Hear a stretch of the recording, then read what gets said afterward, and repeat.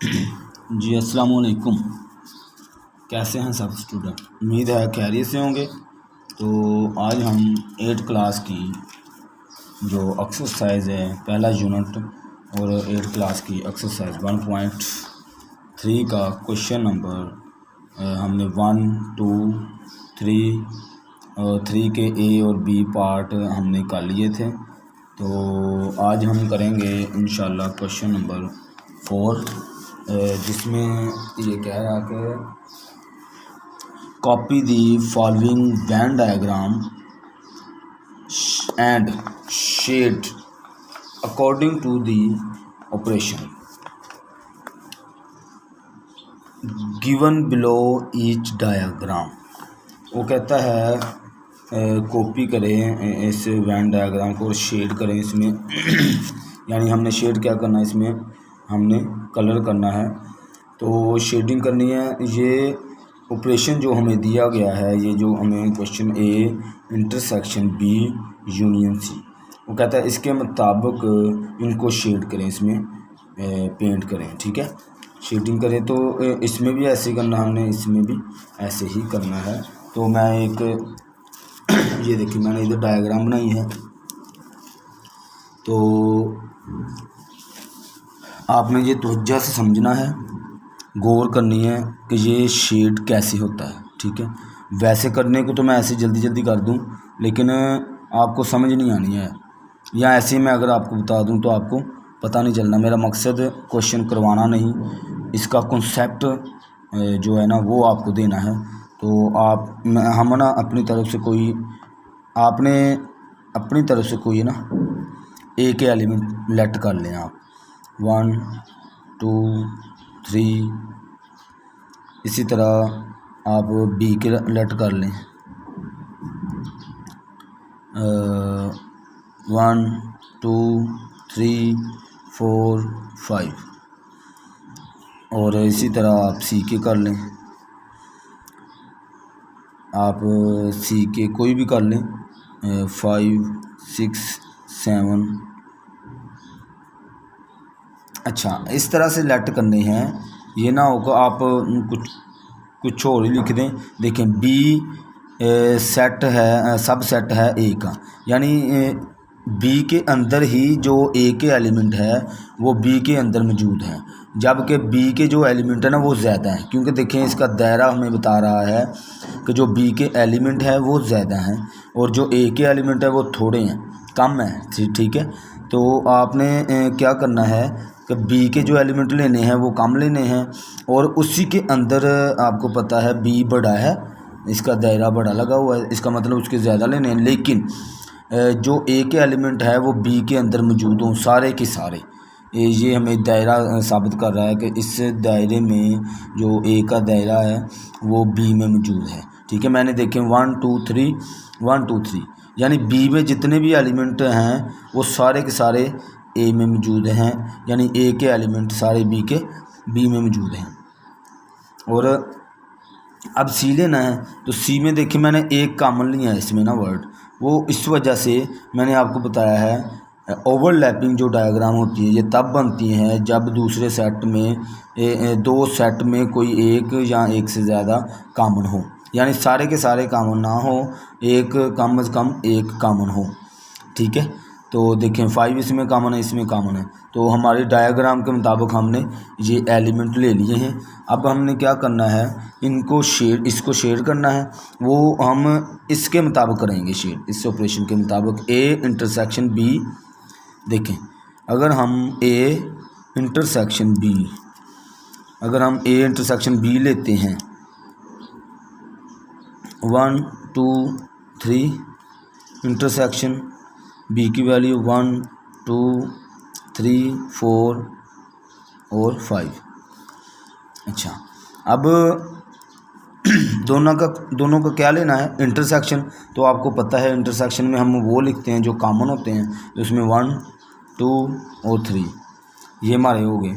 तो ये एलिमेंट देखें ए इंटरसेक्शन बी, ये एलिमेंट किसके हैं, ये ए के हैं, ये सारे के सारे एलिमेंट ए के हैं। इसका मतलब है हम ए को शेड करेंगे।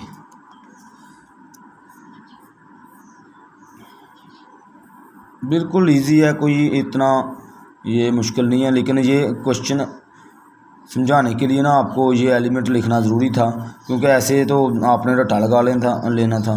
अगर कोई और क्वेश्चन आ जाता है इस तरह का तो आपने कंफ्यूज हो जाना था ना, तो आपने इसको शेड कर देना है, ठीक है। उसके बाद वो कहता है A intersection B union C. अब इसका हमने सी के साथ क्या लेना है, यूनियन। तो A intersection B union C, ठीक है। अब बी के साथ हमने सी के साथ इसका यूनियन लेना है, तो इसकी वैल्यू हमारे पास ये आई है, तो ये लिखेंगे 1 2 3 और यूनियन सी की वैल्यू हमने ये लिखी हुई है 5 6 7, ठीक है। तो अब देखना है, हमने यूनियन लेना है, ठीक है। तो यूनियन देखें 1 2 3 5 6 और 7, देखें ये सारे के सारे एलिमेंट इसमें मौजूद हैं। सारे एलिमेंट हमने ए इंटरसेक्शन बी के भी लिख दिए और सी के भी एलिमेंट लिख दिए। इसका मतलब क्या हुआ कि ये सारे के सारे जो है वो शेड होंगे। ये सारा सी है ना, जो ये वाला, ये सारा शेड होगा,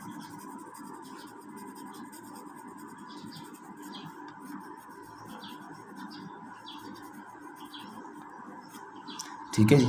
ये हमारा क्वेश्चन हो गया, ओके हो गया जी।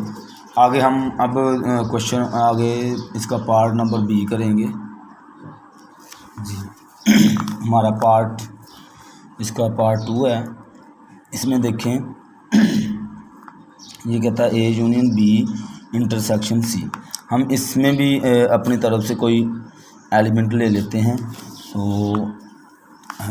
1 2 3, देखें इसमें जो एलिमेंट है ना ए और बी के, अब हम लेते हैं बी के 3 4 5। अच्छा देखें ए और बी के मैंने देखें एक कॉमन इसमें लिया है, क्यों कि ये जो डायग्राम उसने बनाई हुई है ये ओवरलैपिंग बनाई है। इसका मतलब है इसमें एक कोई ऐसा वर्ड है जो कॉमन है, इसलिए मैंने एक कॉमन लिया। अब सी देखें, सी में भी इसका मतलब है कॉमन है, तो वो हम देखेंगे इसमें कॉमन कौन सा है। 5 6 और 7, ठीक है जी।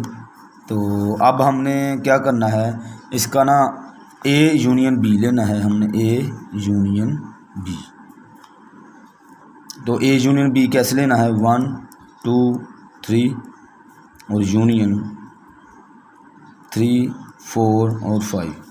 और आप ये जहन में रख लें कि आपने ये सारा कुछ करने की ज़रूरत नहीं है आपको ना, लेकिन ये सिर्फ समझाने के लिए आपने सिर्फ ये शेप बनी होगी और ये सब कुछ आपने रफ में करना है। रफ में करके जल्दी जल्दी तो इनको आपने शेड कर देना है। ये ना हो कि आप ये नीचे उसके बनाने लग जाएं, खुद से एलिमेंट लें फिर बनाने, नहीं। मेरा मकसद ये बनाने का है, ये ए के एलिमेंट लिखने का है, बी का, सी के, कि आपको समझ आ जाए कि किसको शेड करना है। ये सारा काम रफ का है, ये मैं इसलिए कर रहा हूँ कि आपको अच्छे से समझ आ जाए कि शेड किसको करना है और क्यों करना है, ठीक है। अब ए यूनियन बी लेना है, तो यूनियन में आपको पता है सारे एलिमेंट मौजूद होते हैं, 2 3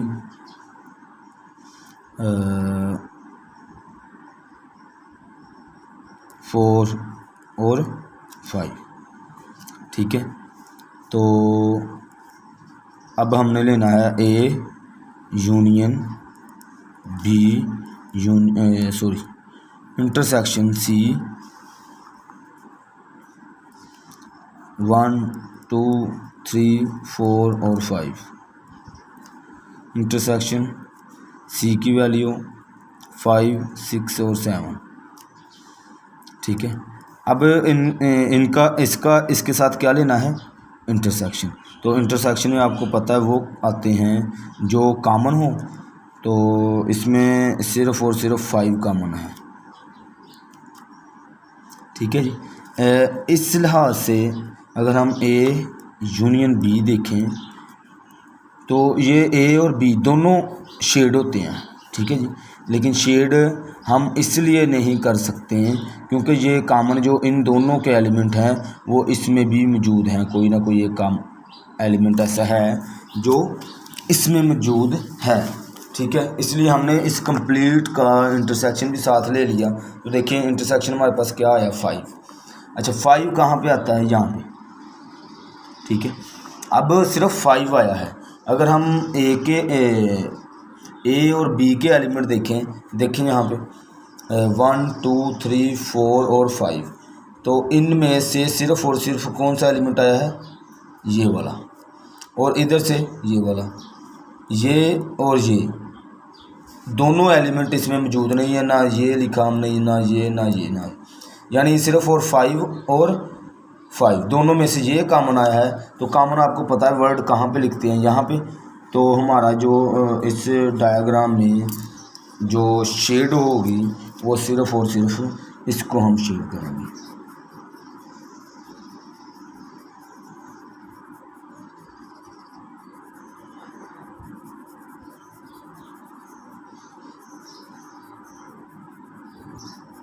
ठीक है जी, बस यही शेड होगी। आगे अब क्वेश्चन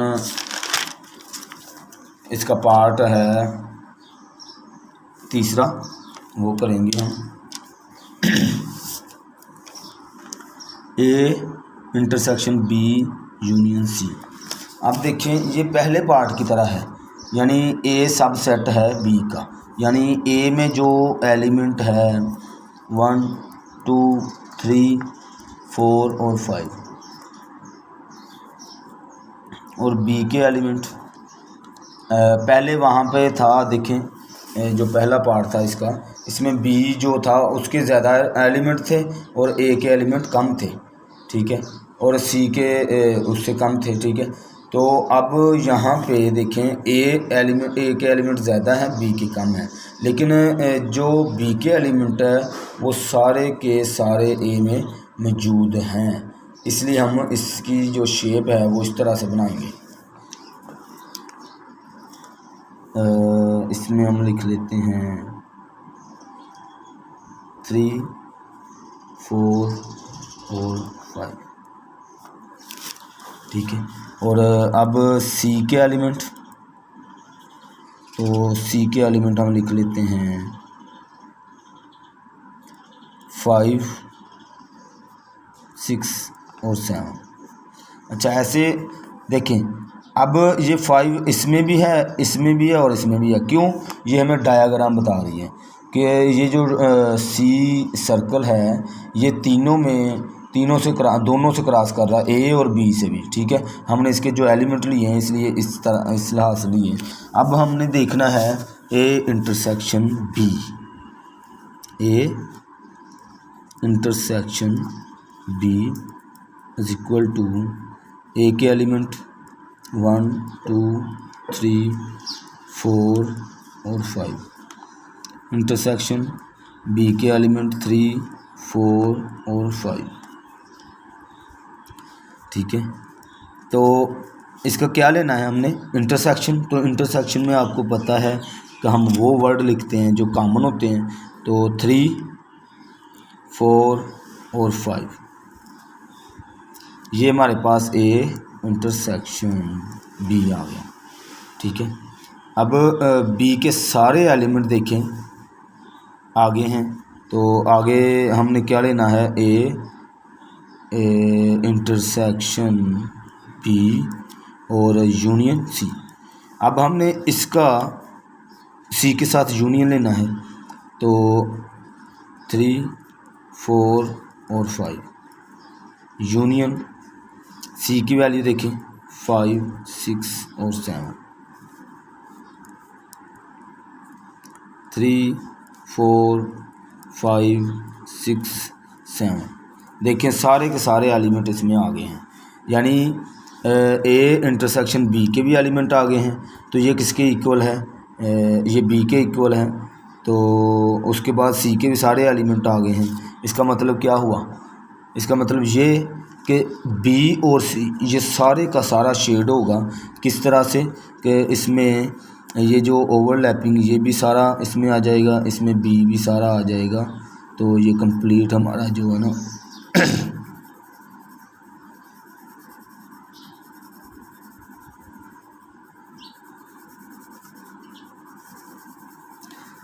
बस ये हमारा लास्ट पार्ट था।